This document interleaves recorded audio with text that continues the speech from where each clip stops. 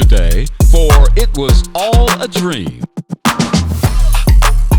conversation with Rocky Bucano of the Universal Hip Hop Museum. Welcome to Music Day, a verified hit.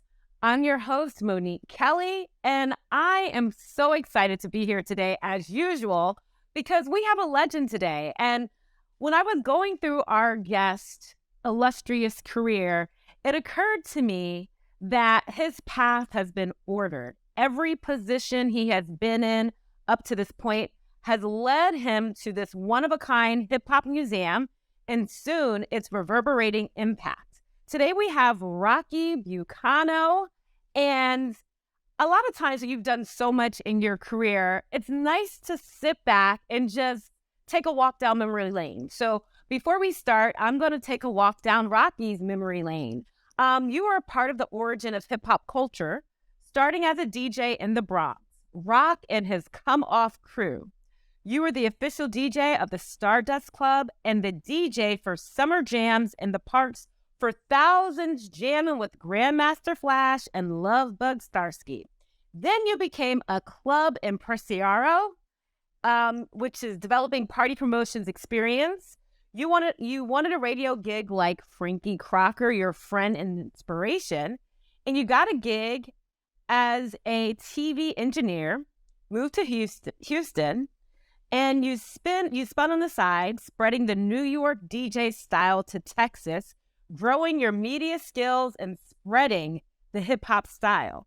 And then you returned to New York City as tech director of WWOR-TV while continuing and furthering your club and concert promotion biz. Then you established your own record label, Strong City Records, in 1987, making those legitimate record label experience. You leave that in 91 and establish Third Rail, a national street team coalition that breaks out rap records from primarily mixed show airplay to mainstream radio. Then in 1992, now we're 92, you brought back into the labels as general manager of L.A. Reid's and Dallas Austin's LaFace Rowdy Records. You leave there for another iconic producer's label, Teddy Riley's New Jack. But the plot is not finished yet. You move back to TV and development of a broadband music network for Optimum Cable. And then in 2001, you leave music and you use your leadership skills to be executive director of New York Gaucho's youth basketball program for 13 years, helping boys and girls earn athletic scholarships to top universities. And then you founded in 2014 Universal Hip Hop Museum, and it was chartered by the New York State Department of Education and the Third Regents. A massive fear. And the museum is not just a museum, but an anchor of the Bronx Point rebirth, a part of the permanent affordable housing and mixed use.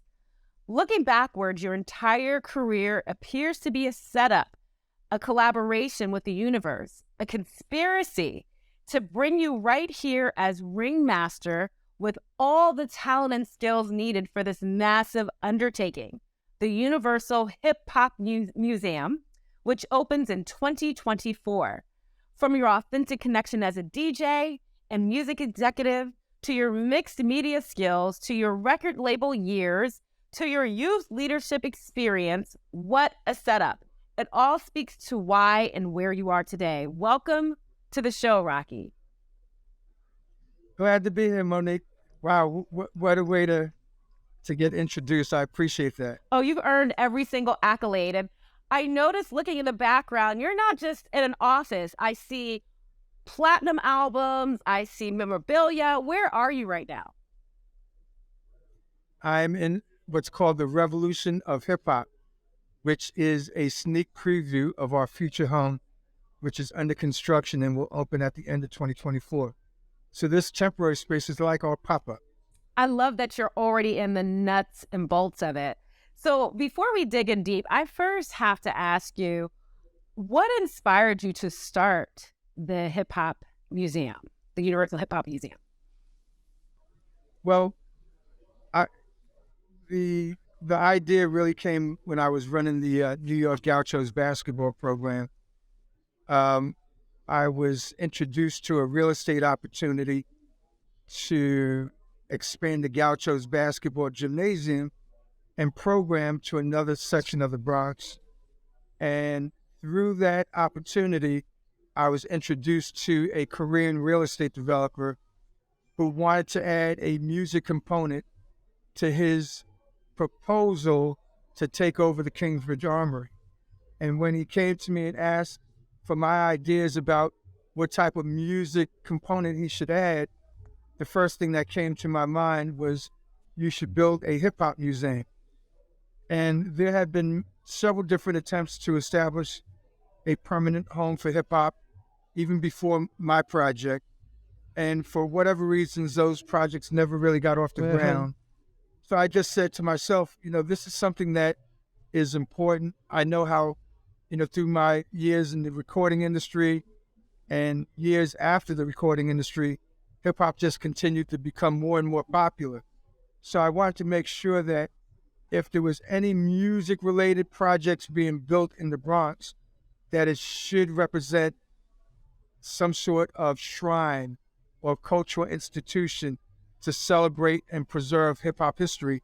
So a hip hop museum was the first thing that came to mind. I love that. I love it. And as you are well aware, this year is the 50th anniversary of hip hop, and the Universal Hip Hop Museum is slated to open in 2024. Is that a coincidence that it all is just merging so perfectly together, or was this planned out this way? God is good. God is good. And, this project that started up, as you said, back in 2014, and actually even before that,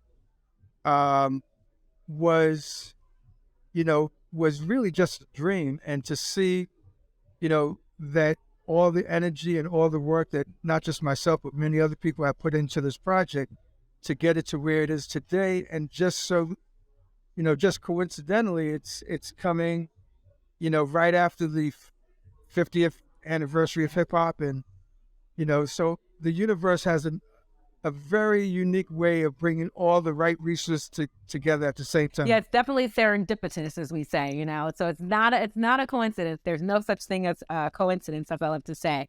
So as a museum, what years approximately will the collection focus on? And will you do collections to tie in the present as well?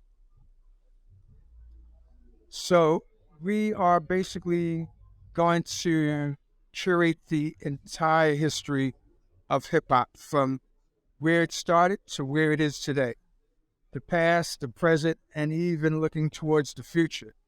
Hip hop is a living, breathing culture, and it continues to make history each and every day. It's the one and only music genre and an art form that continuously evolves and adapts to the current time period. So, a museum that represents this culture has to be fluid. It has to be able to adapt and change. It can't be stagnant and old. It has to be innovative and fresh. And that's the vision for the Universal Hip Hop Museum. And just out of curiosity, how do you go about getting the memorabilia and the artifacts? Where do you start? Who do you go to? I go to people like you, Malik, and say, what do you have in your closet? Oh, that might be scary, Rocky. That might be scary. No, but, truthfully, we go to anybody and everybody. We have some great curators, Paradise Graves from the group X-Clan and Prime Minister Pete Nice from the group Third Base. Those are our two curators. They themselves have an amazing collection of artifacts and memorabilia. We have a television show that's going to air on A&E. Can't tell you too much about it because I've been embargoed, but it's a show called Hip Hop Treasures, and it's all about scouring the universe to find hip hop's rarest treasures. Oh, wow. Oh, that's interesting. Yeah, so yep.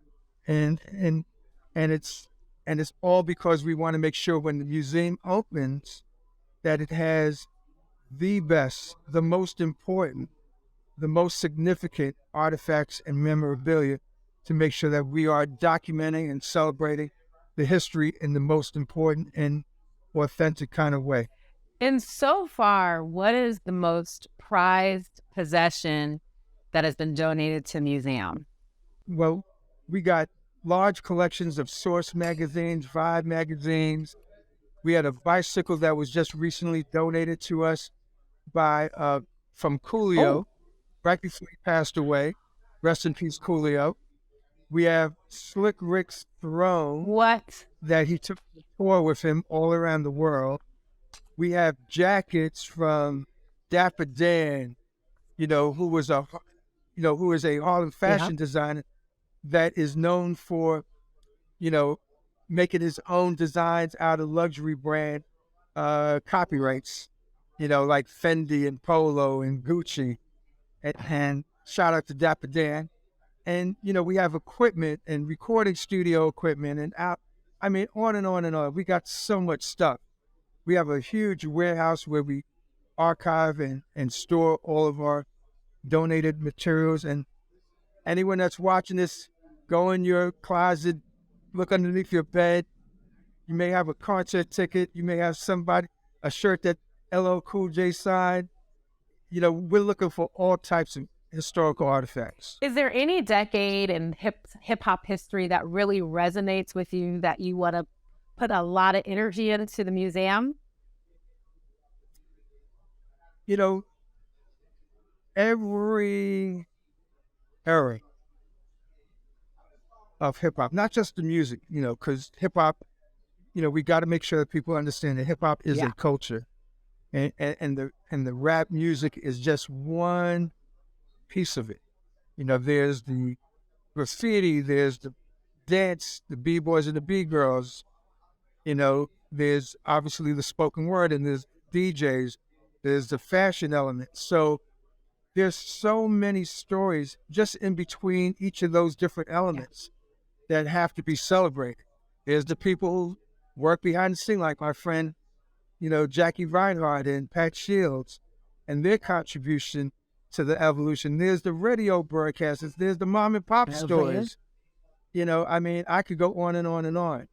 So, it's each era has a very significant. The first era, the first commercialization of rap records with Sylvia Robinson and the Sugar Hill Records, and then after that, Def Jam and all the other independents that came in following them, and then the first big commercial films, Beat Street and Wild Style, that allowed people to see what the culture was truly all about all around the world.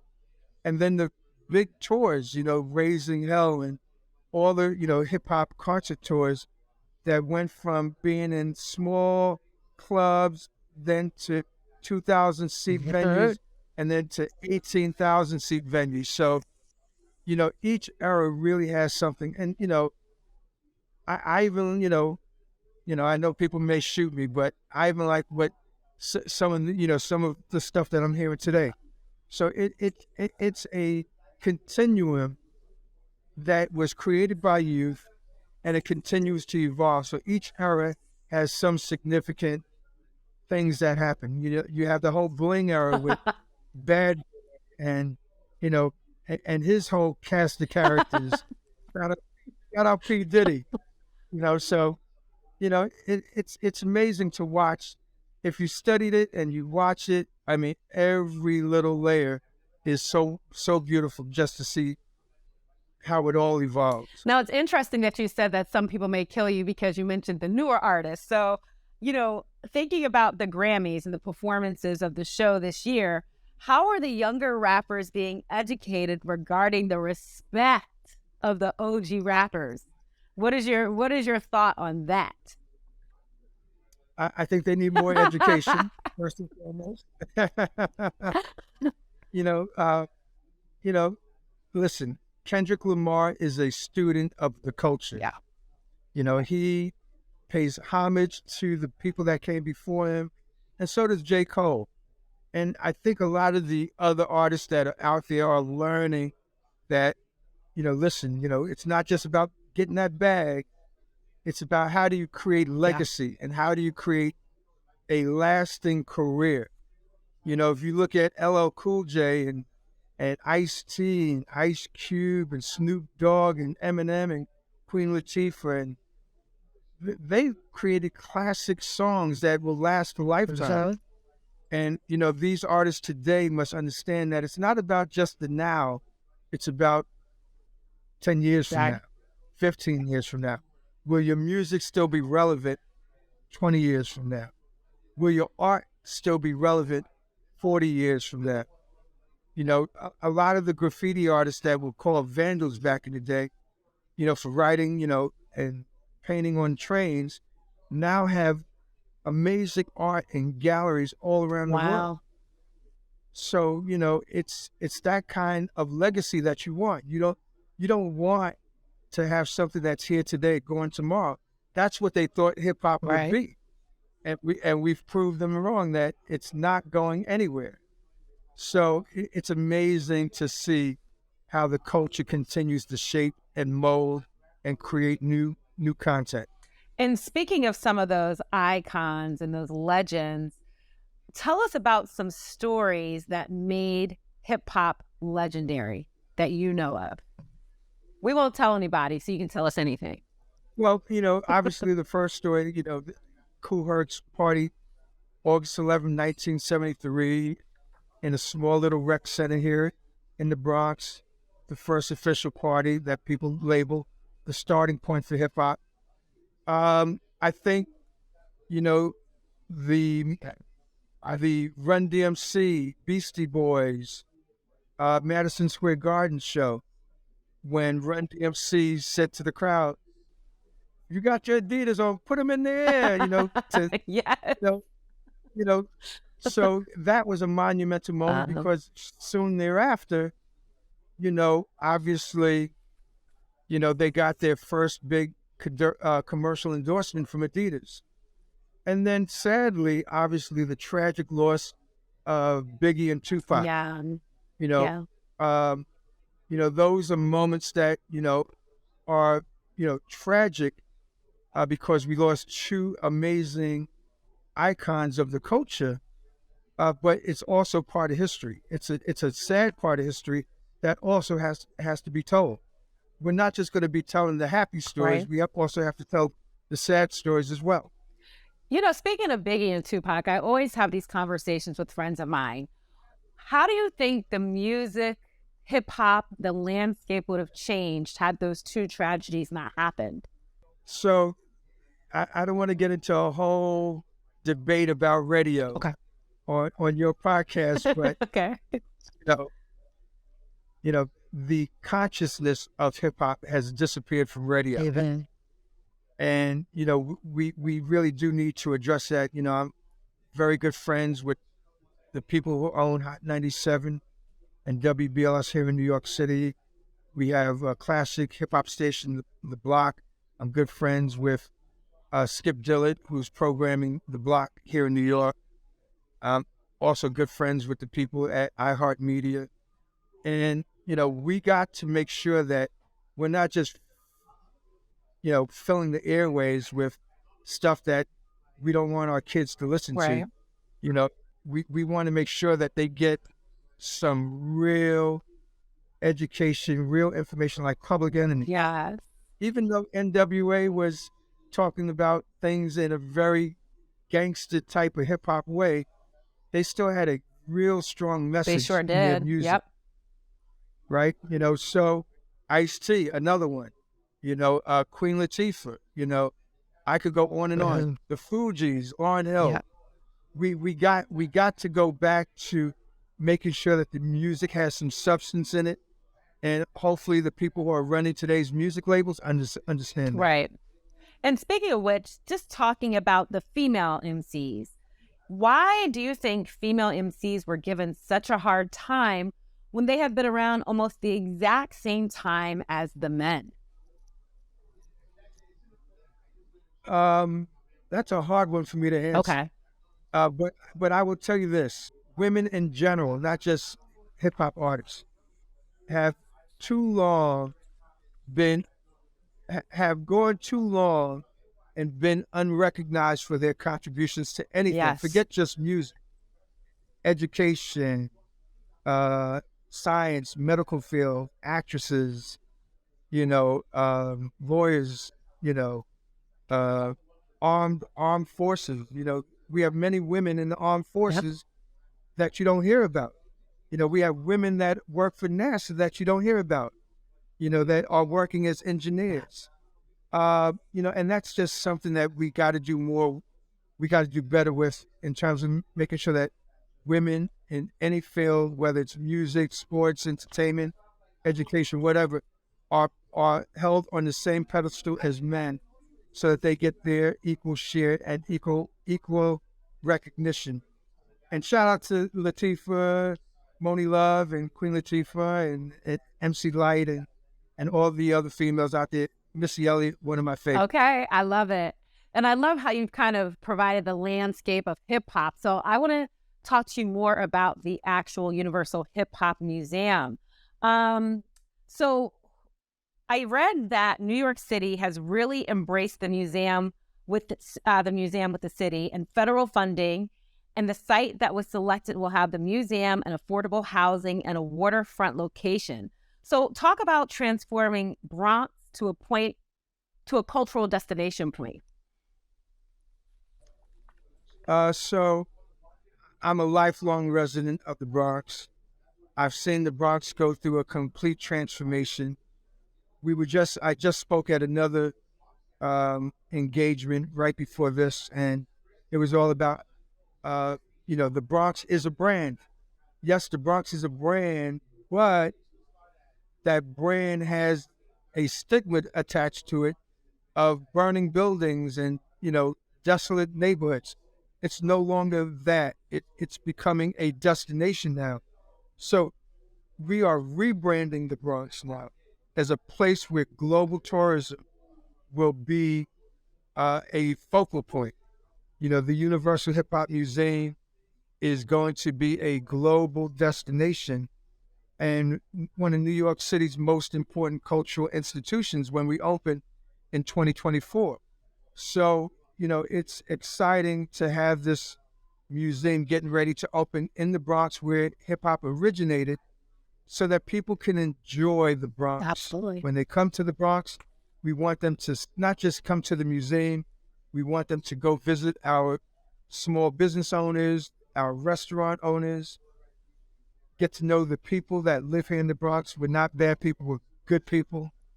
And, great people. And I know that we are great people. And we know that the Universal Hip Hop Museum will play a big role in the economic development and the resurgence of the Bronx as a whole. I love that. Are there any future activations to branch out globally, whether it's satellite or getting other sites? Another great question, Monique. So I try, Rocky. Yeah. So we're going to open up a traveling museum later this year. We are the official partners with Mayor Adams and his administration to celebrate hip hop 50 or 50 years of hip hop, whatever you want to call it. So we're producing all kind of programs and projects and even concerts in partnership with the city of New York and our cultural partners. We're working with various cultural institutions like the Apollo Theater, Lincoln Center, the Billie Holiday Theater in Brooklyn, and other institutions here in New York City to celebrate 50 years of the city's contribution to the global evolution of hip-hop. So we're going to be doing a lot. The Traveling Museum will open later this year, and it will stay open until the museum opens in 2024. This space that I'm in will turn into an archive research lab so that students can come in and learn about the culture.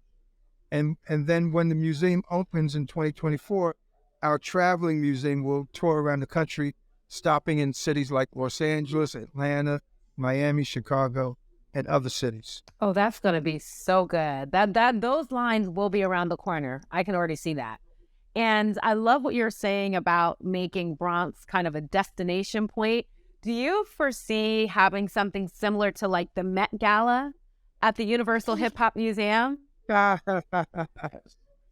Yes. My guy Tito just said, tell her yes. I can see that. We are actually planning our first Gala fundraiser that will be this August. And we want it to be like a Met Gala kind of thing. So that's plans are in the works. I So love yes. that because you know the fashions. Nothing surpasses hip hop fashion.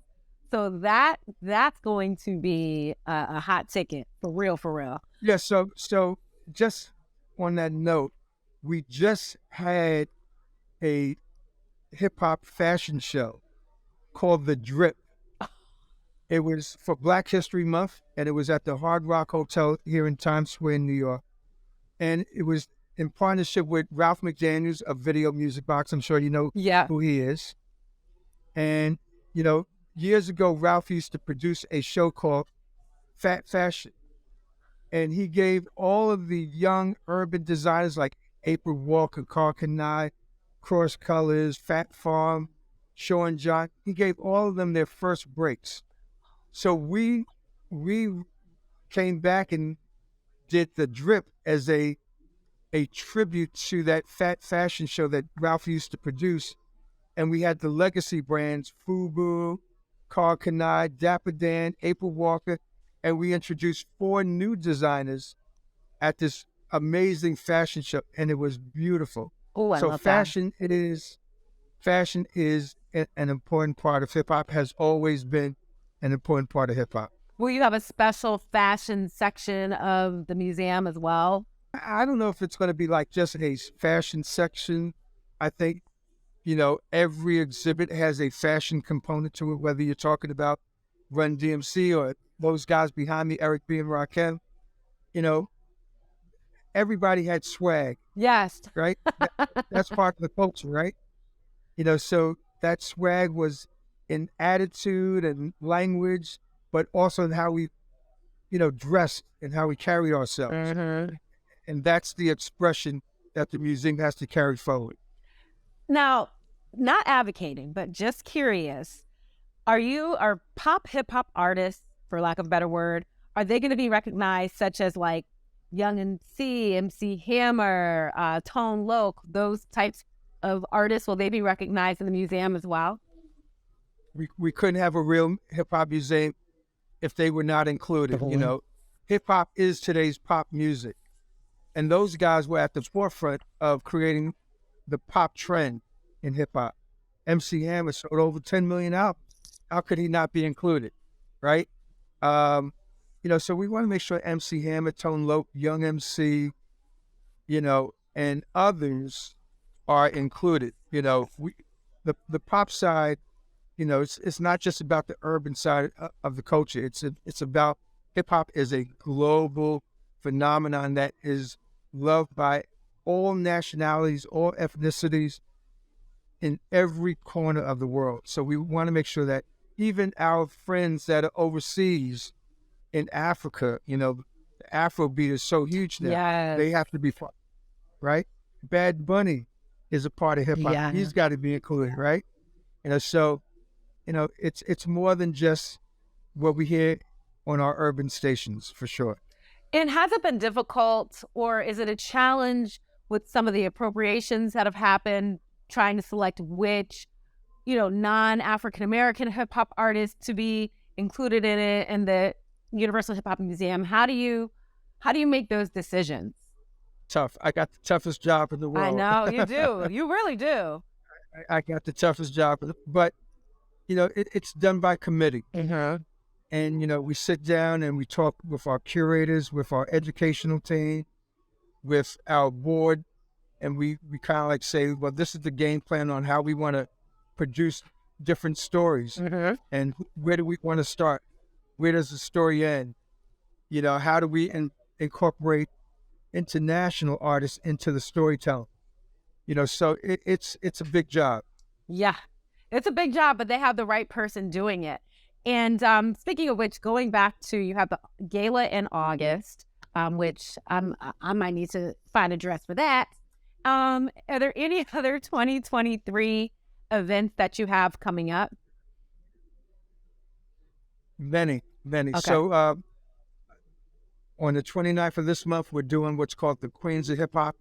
It's a panel discussion, a women's empowerment panel. And we have some amazing women that will be featured on that panel. And that will be at the Billie Holiday Theater in Bed-Stuy, Brooklyn on March 29th. And then we're, doing a tribute to Biggie Smalls in May around his birthday, which is May 21st. And that will be announced soon. And we're doing a series of, different concerts. We're in talks now with the Apollo Theater about doing a tribute to James Brown. Do you know he would have turned 90 years old this year. Really? What? And hip-hop would not be hip-hop without James Brown. I agree. Absolutely. He is the most sampled artist ever. And so many artists have sampled James Brown. So we're in talks with the Apollo about doing that type of show to honor the Godfather. So we are working with the city of New York and Mass Appeal on doing a really big concert at Yankee Stadium on hip hop's anniversary, August 11th. So we're just working through, all that right now to confirm and solidify that. And, a lot of small programs and events all throughout June for Black Music Month and July for the summer. I love that. And I love that you're having the women's panel at the Billie Holiday Theater. I know that was not a coincidence, as we like to say. that was not. That was planned out. Right. And thanks to my team.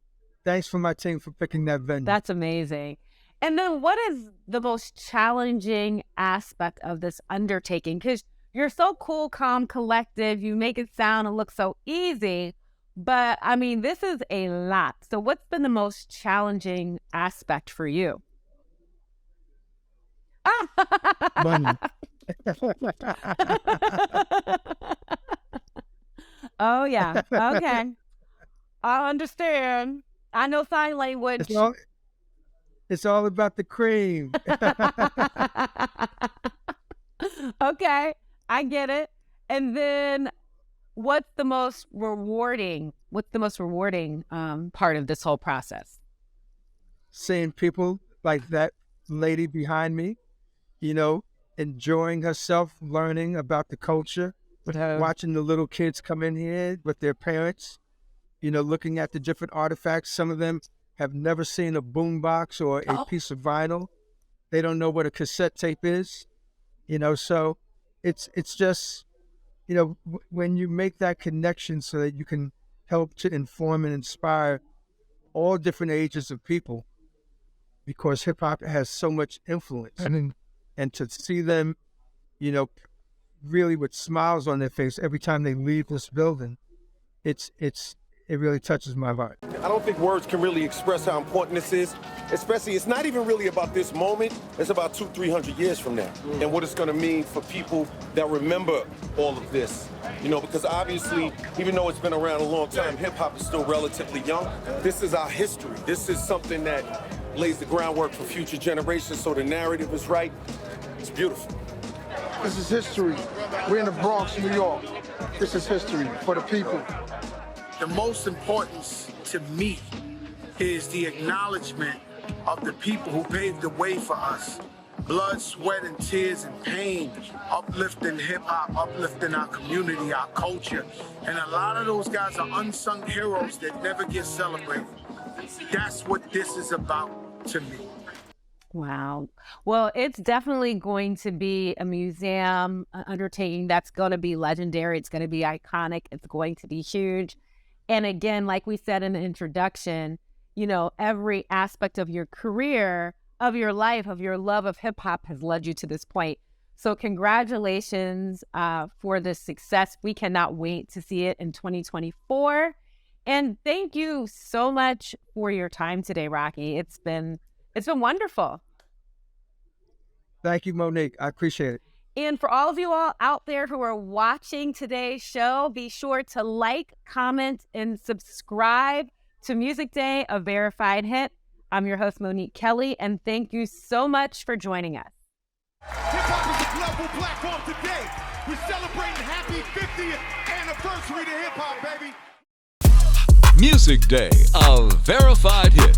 Real talk with experience. Executive producer, Jacqueline Reinhardt, Pat Shields, Ken Johnson, and Mark Hill.